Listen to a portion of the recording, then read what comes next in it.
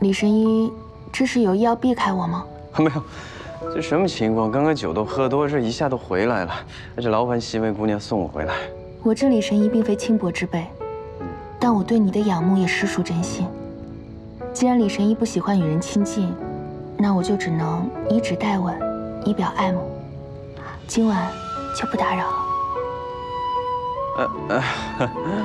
多情只有春庭月，犹为离人照落花。李神医，好梦。哎，好嘞。哎，我突然想起来了，这外面还有人等我赏月呢。这样吧，这西薇姑娘你睡这个卧房，我睡这个外厅，就不打扰你，好梦了。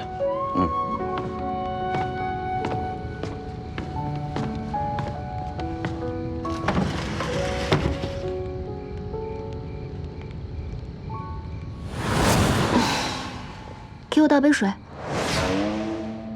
啊？茶壶在那儿，我累了一天了，滴水未进。哦。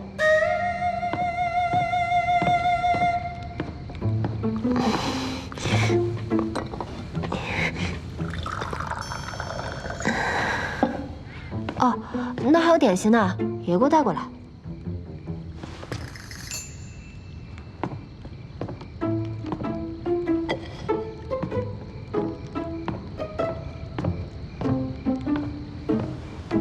请。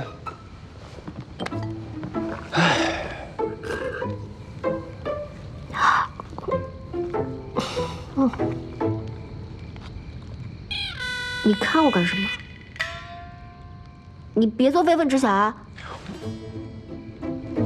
哼，青儿姑娘，我诚心的奉劝你一句，改行吧。改行？你没有才艺，手脚还笨，动不动还撅嘴生气，与其他姑娘相比，实在是淤泥之分。所以我奉劝你，还是赶紧离开这里，整天在这担惊受怕，又是何苦呢？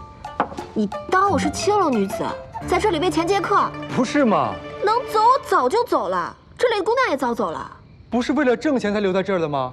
那是碧皇骗你们这些外来人，这里的姑娘或抢或拐，都是被掳到这里的。可不是说从不体罚，犯错只扣银子吗？银子被扣光，可是会没命的。玉楼春每日是会发利银，可这里的吃穿用度都要花钱，一旦犯错就会被扣掉大笔银子。银钱不够，亲自挨饿受冻；若欠的多了，就会被送给门外的侍卫做抵账。没想到这个女宅竟然是这样的地方。这样的地方，像你这样的江湖客，还不是每年都抢着来？恶心！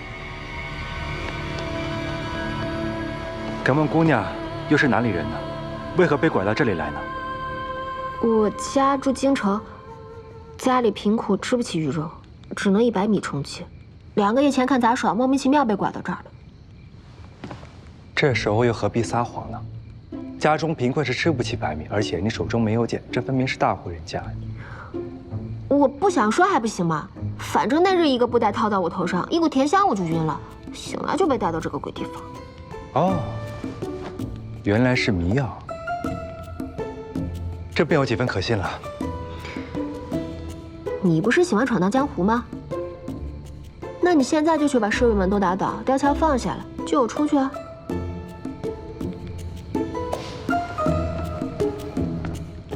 哎，你这要去啊？若是姑娘所言为真，必会给你一个公道。你要去就赶快，玉楼春的寝宅在看云峰顶，去晚就找不到她了。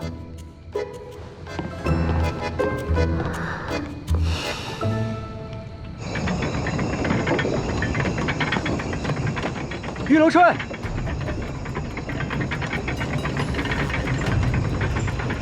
新护院，我有事找你家主人，快送我上去。主人寝宅，外人不可擅入。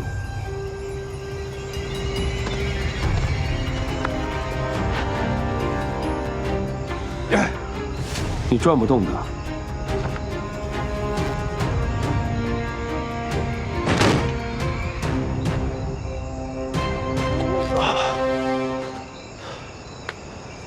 你这转盘倒是有1000斤重，看来你硬功不凡，力气不小啊。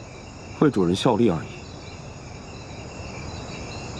哎，你说这上面到底藏了多少宝贝啊？贵客的问题未免无理了吧？